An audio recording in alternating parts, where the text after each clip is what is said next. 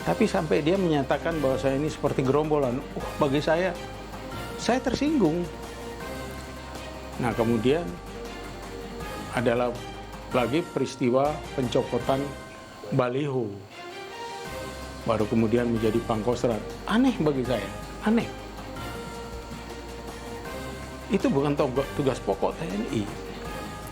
Makasih, izinkan saya untuk memindahkan ibu kota ke Kalimantan. Saya terkejut sekali.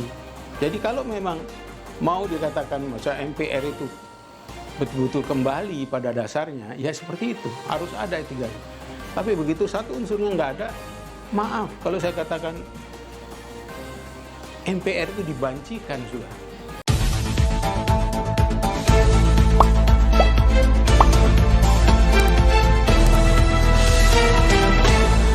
Racikan Berita. Selamat siang Pak Suharto. Siang.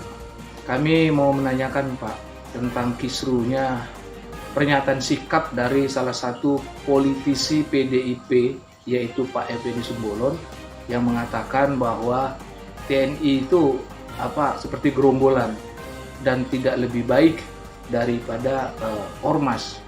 Nah, dalam kekisruhan ini ada kesan bahwa sepertinya Kasat dan Panglima Andika ini tidak begitu harmonis, Pak. Menurut Bapak bagaimana? Ya, terima kasih.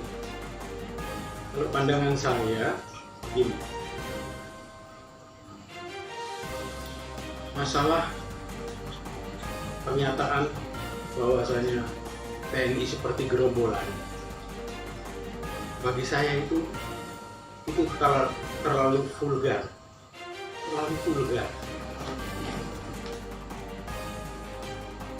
TNI ini adalah satu kesatuan yang saya kira dipercaya oleh rakyat. Mungkin dari yang ada sekarang kepercayaan rakyat nomor satu di atas adalah TNI. Tapi sampai dia menyatakan bahwa saya ini seperti gerombolan, bagi saya tersinggung karena saya bagian daripada TNI. Sampai terkadang dalam hati kecil saya itu hebat sekali dia ngomong. Sudah berapa jauh dia berkeringat untuk Republik orang ini ngomong. Itu. Tapi di luar itu, kalau saya melihat ada suatu hierarki yang tidak jalan atau dilanggar. Contohnya, setelah dikatakan itu, terus secara spontan, Kasat mengatakan pada anak buahnya ambil tindakan. Saya pun begitu, merasa itu. Tapi laiknya yang menyatakan itu atau menyatakan apalah tentang TNI ini harusnya adalah Pak Andika, Jenderal Andika, bukan Jenderal Guntur. Kenapa saya? Yang dikatakan seperti gerombolan itu kan TNI, bukan TNI AD. Jadi kalau bilang TNI, maka yang merespon harusnya itu adalah Panglima TNI. Panglima ini adalah kalau di luar kan Commander in Chief. Commander in Chief itu Panglima. Sedangkan Kasat ini hanya ada Chief of Staff of Army di bawah dia. Nah, terus saya mendengar ada 4 pertemuan yang dia tidak hadir. Ya kalau sekali 2 kali bagi saya mungkin itu karena ada halangan. Kalau 4 kali tidak datang, itu bagi saya tanda tanya. Bagi saya itu sudah insubordinasi. Secara hierarki, saya misalnya, saya seorang komandan kompi. Ada pertemuan di batalion. Terus komandan itu 4 kali, komandan kompi 4 kali tidak datang. Itu ada apa? Ya kan? Itu bukan jiwanya tentara. Apakah ini sudah ada pengaruh daripada politik atau gimana? Saya tahu juga tumbuhnya bagaimana seorang kepala staf angkatan darat, seorang duduk menjadi kasat itu. Ini pendapat saya, pendapat pribadi saya. Ini tidak apa ya, tidak pada jalurnya. Jadi tidak merit system. Kalau merit system itu ada urut-urutannya, kemudian yang dipilih dari 3 bintang itu untuk menjadi kasat itu siapa. Di situ ada kasum, ada kemudian odiklat, ada Irjen TNI, kalau dia dari Angkatan Darat, ada Sekjen Depan, ada itu dipilih mana yang bagus. Ada Wakasat, gitu. Baru itu nanti jadi. Tapi ini saya melihat tiba-tiba ada seperti ini. Hanya karena mungkin membuat patung Bung Karno diresmikan oleh Bu Megawati, terus dia menjadi apa ya waktu itu? Jadi Pangdam ya. Pangdam ini kan ibu kota ini pilihan, harus dipilih daripada Pangdam lain yang bagus baru masuk di situ. Nah kemudian adalah lagi peristiwa pencopotan baliho, baru kemudian menjadi Pangkostrat. Aneh bagi saya, aneh. Itu bukan tugas pokok TNI. Tahun 88 kalau nggak salah saya ada undang-undang yang memberikan kejelasan tentang situasi negara. Ada tertib sipil, ada darurat sipil, ada darurat militer, dan ada darurat perang. ABRI ini terlibat kalau dia darurat militer, darurat perang. Tertib sipil dan darurat sipil itu masih fungsi daripada kepala daerah. Kalau toh akan mencubut itu, kalau menurut saya aparat dari pemerintah daerah kan ada namanya apa Satpol PP apa, dia mencabuti, tidak perlu dia turun. Saya masih hangat diingatan saya pada waktu Donald Trump memerintahkan kepala staf gabungan Jenderal Max Milley untuk ikut turun menyelesaikan demo-demo yang ada karena adanya beberapa kematian-kematian yang tidak wajar, demo-demo yang tidak wajar di Amerika untuk turun. Tapi jawaban Max Milley apa? Yang memerintah saya itu konstitusi. Artinya apa? Ada tatanan untuk itu yang harus dilalui baru dia turun. Nah, kita tidak serta-merta itu dengan gagah perkasanya baliho di pulau turunkan segala macam itu tidak. Nah akhirnya saya terus terang menilai ini tidak wajar. Kalau itu jabatan-jabatan ini naik, jabatan yang baru yang dipegangnya ini jabatan-jabatan ini akhirnya berbau politik. Kalau dia berbau politik di tentara, di tentara itu jabatan-jabatan itu dia naik harus berbau prestasinya di dalam dunia kemiliteran dan jabatan-jabatan dia di dunia kemiliteran, bukan di dunia luar kemiliteran. Sehingga saya melihat ini tidak wajar. Nah kemudian berangkat dari situ, saya melihat juga Effendi Simbolon mengatakan itu. Bagi saya arogan sekali. Kami menyatakan TNI itu ya, masih ingat, masih hangat di kepala saya itu sama seperti Arteria Dahlan. Bagaimana dia berbicara terhadap senior kita, sesepuh kita, Emil Salim. Dihantam habis seperti itu. Seolah-olah kita ini bangsa yang tidak punya santunan, tidak punya sopan santun lagi. Ini juga anggota PDIP itu juga. saya nggak ngerti seperti apa. Mungkin dia berkaca dari pimpinannya. Ganjar mengumpulkan berapa puluh lurah untuk mendukung dia.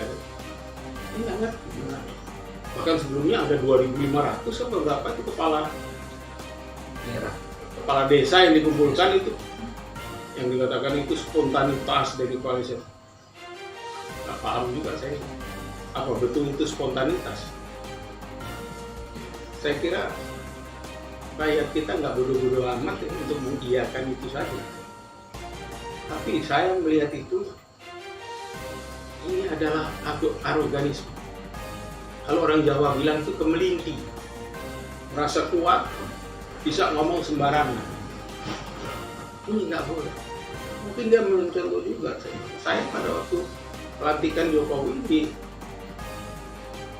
mana di MPR, saya kaget. Kasih izinkan saya untuk memindahkan ibu kota ke Kalimantan. Saya terkejut sekali. Padahal kalau pernyataan sampai begitu dasarnya, mestinya yang memberikan pernyataan itu adalah rakyat. Nah, rakyat melalui apa? Melalui MPR. Jadi kalau MPR, dalam MPR itu kan ada 3, DPR, terus perwakilan daerah yang sekarang DPD, terus satunya lagi adalah perwakilan golongan, urusan golongan. Ini yang saya selalu mengatakan,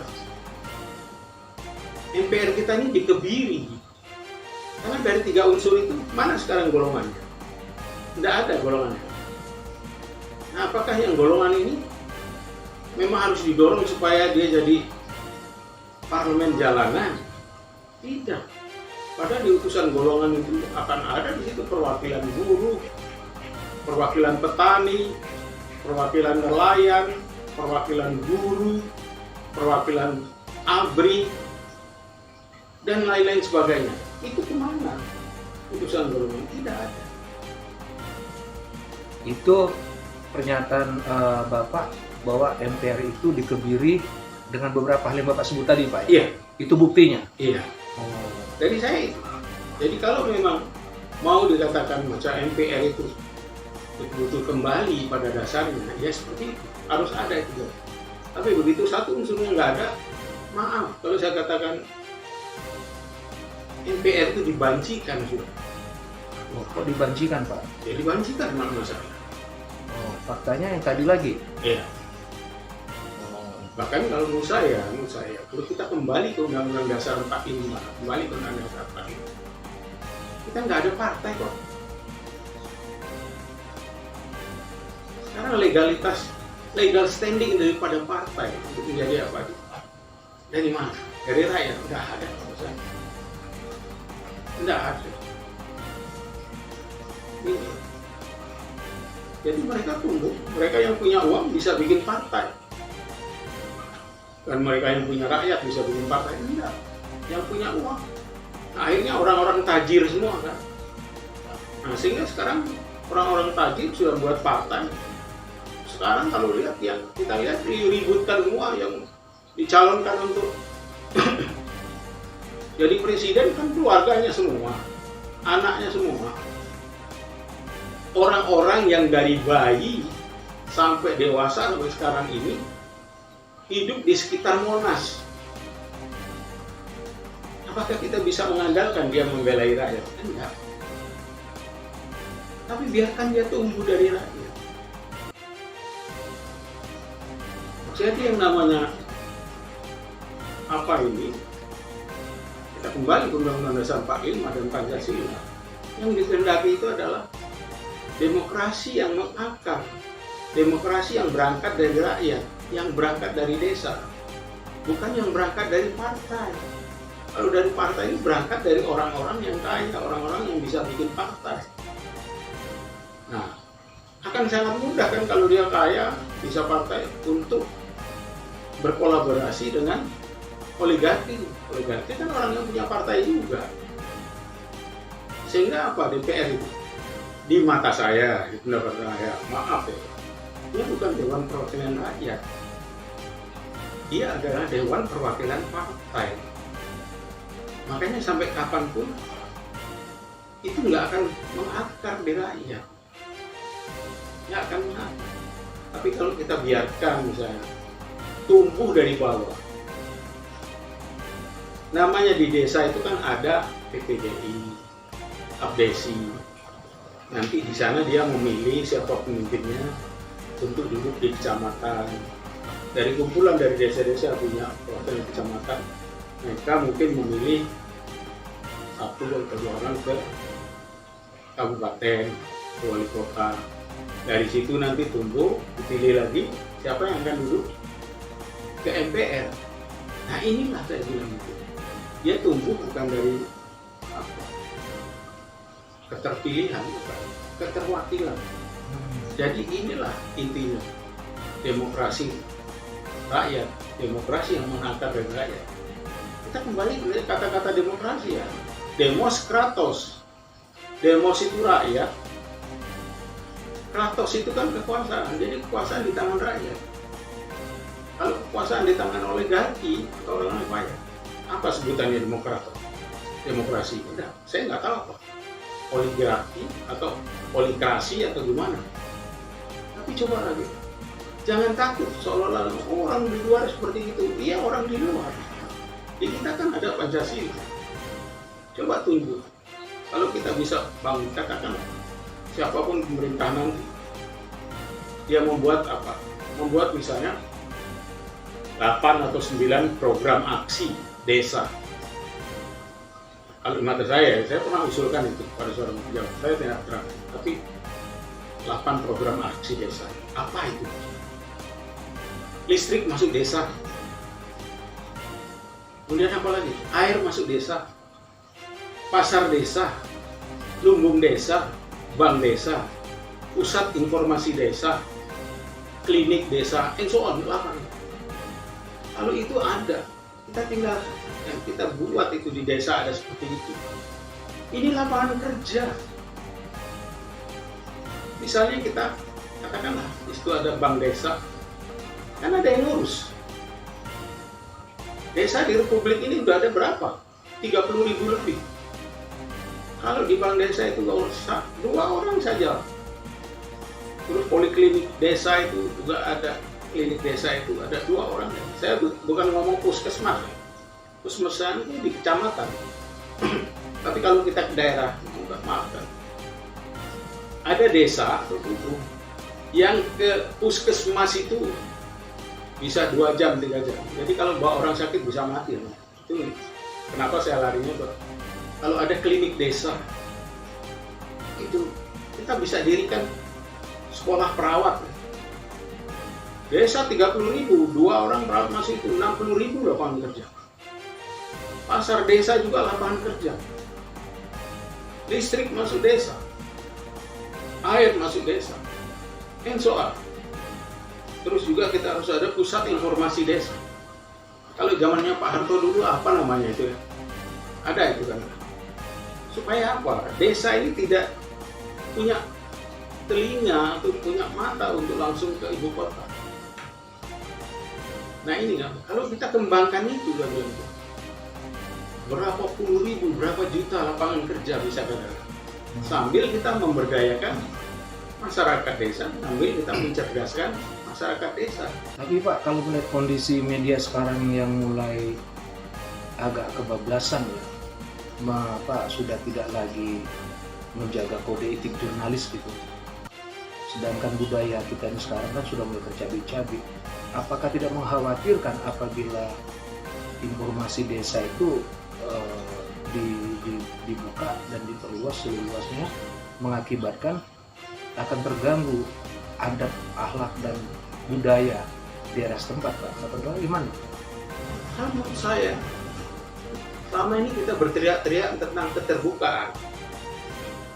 Kalau kita takut dengan desa, ya bukan keterbukaan. Bukan keterbukaan. Dan rakyat itu akan semakin cerdas. Kalau dia semakin cerdas, nggak seperti yang di Papua kemarin. gubernur tangkap turun dulu habis itu. Kenapa? Maaf saya, dia belum menjangkau cara berpikir. Nah inilah menurut saya, ya kita cerdaskan lewat itu. Dan informasi. Risiko seperti yang tadi ditanyakan, apakah ada risiko itu? Ada risiko itu. Itu namanya kita berisiko bernegara. Harus kita hadapi. Pasti kita punya solusi untuk itu. Nah sekarang kalau kita semuanya beroligarki, berapa? Saya nggak bisa ngerti. BUMN kita ada 124, ya lebih kepada. Nggak ada satupun yang memberikan keuntungan kepada negara, itu gimana? Berapa ratus triliun, ribuan triliun habis itu. Nggak ada itu begitu. Bahkan ada salah satu orang pejabat, saya tidak sebutkan, dia mengatakan memang ini harus berubah. Saya bisa yakin kalau BUMN itu kita pakai lagi 10.000 triliun APBN bisa kita bangun dari itu. Iya. Ini saya bilang ini harus kita.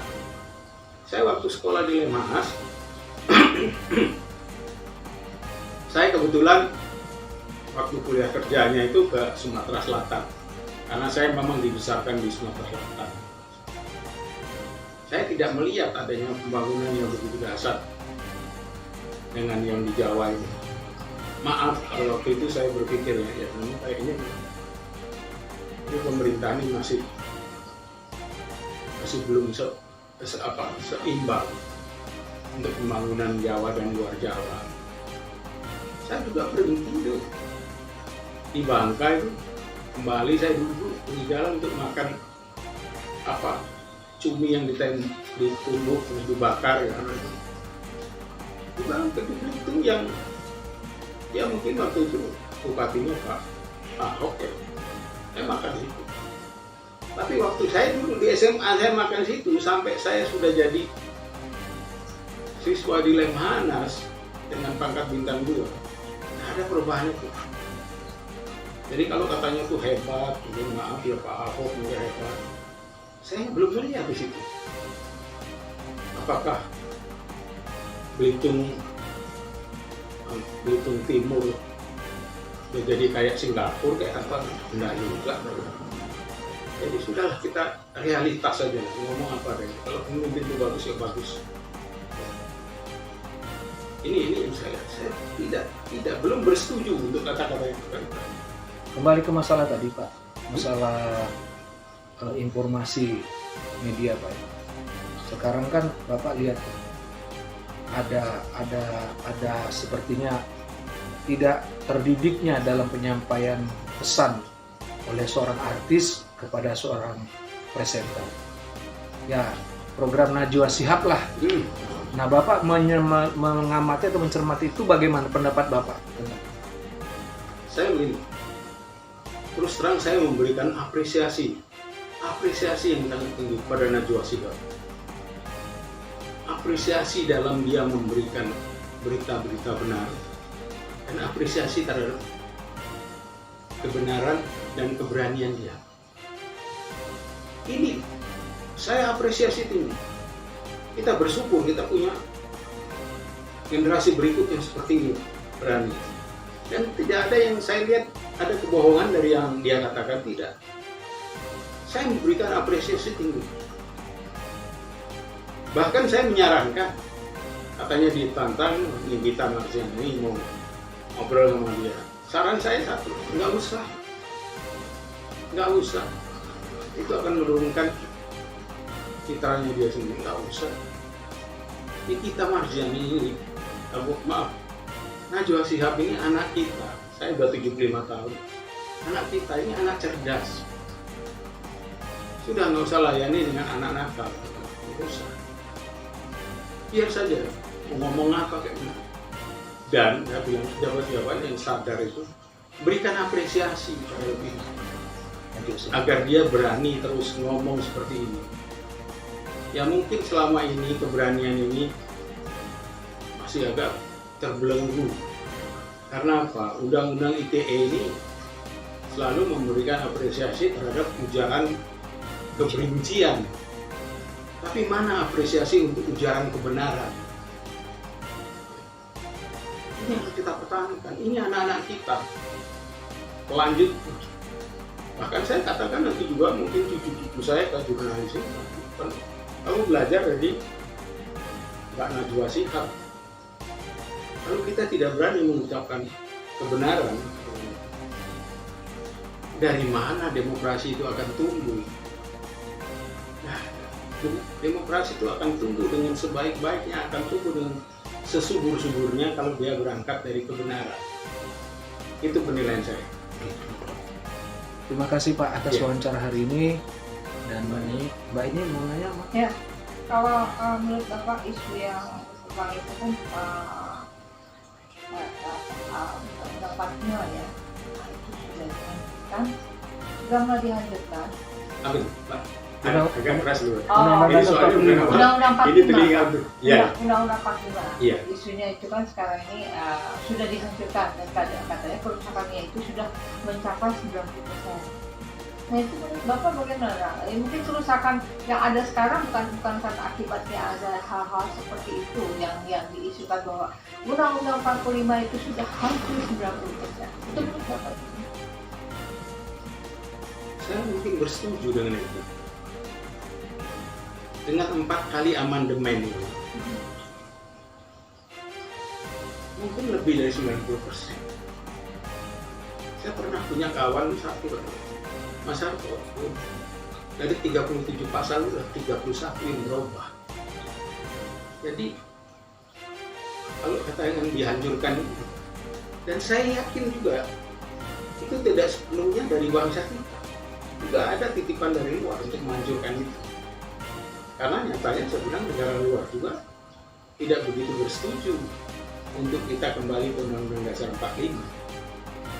Tapi perlu diketahui, Mbak, Undang-Undang Dasar 45, sepengetahuan saya, itu belum satu detik pun diterapkan di Republik ini.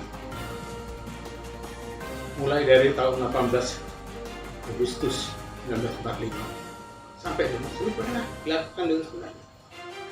Baik Bung Karno, baik Pak Harto, baik berikut-berikut itu, nggak adakah kita keinginan untuk kita terapkan, kita kembalikan, kita terapkan dulu lah. Buah pikiran putra-putra bangsa yang hebat-hebat dulu itu. Ayo kita terapkan dulu. Jangan kita hantam saja. Kalau sudah kita hantam, seolah-olah kita sudah jagoan. Enggak. Belum diterapkan tapi udah hancur, Pak. Itu hancur. Karena saya punya keyakinan, ini kalau dibiarkan sampai 1 kali lagi amandemen, kita sudah nggak punya akademi Undang-Undang Dasar 45. Kan sekarang yang belum dilanjutkan tinggal pembukaannya doang. Lainnya kan sudah diobrak-abrik. Ya, diobrak-abrik. Seperti yang lalu saya katakan, pasal 6 yang dulu kan harus WNI asli ya. Sekarang nggak ada aslinya. Itu bagian daripada kedaulatan kita, bagian daripada kedaulatan kita yang ada. Nah sekarang Pak Undang-Undang 45 itu sendiri kan isinya itu kan melindungi warga negara Indonesia. Lalu kalau memang sudah dihancurkan dan Bapak bilang tadi Bapak katakan juga belum berjalan dari tahun 1945 sebelumnya. Nah sekarang untuk rakyat sendiri ini kan dia ingin ketenangan hidup, artinya ingin perlindungan dari pemerintah ya yang berkuasa gitu. Nah itu menurut Bapak sekarang untuk rakyat sendiri ini harus melakukan apa? Ini hebat, pancingan ibu hebat. Saya karena 34 tahun hidup di tentara. Kalau itu tidak ada lagi, ya people power kalau saya. Rakyat merasa sudah tidak ada bagian kekuasaan pada dia, demokrasi pada dia. Apa? Dia minta kan dari demokrasi itu. Ya people power. Mungkin kata kasarnya itu revolusi. Orang takut dengan kata-kata revolusi kan, karena kata revolusi itu apa? Mendobrak, menghancurkan, dan membangun. Padahal sebetulnya kalau kita katakan dengan people power itu beda tipis lah itu. Tapi kalau begini terus, jalan yang pemerintah begini terus, oligarki semakin berkuasa, ini deviasi kita, jalan kita yang harusnya sesuai dengan rel. Rel itu adalah rel Undang-Undang Dasar 45 Pancasila. Kita akan menyimpang. Deviasinya ini kalau kita biarkan terus semakin membesar. Nah kalau kita biarkan ini satu periode lagi, waduh, saya nggak mengerti. Masih kita punya publik ini nanti. Jadi kalau menurut saya sama ibu kata, ayo mari, ayo kita rubah. Ini rumah kita. Supaya rumah kita tidak ambruk, mungkin kita semen, kita apa, ini rumah kita.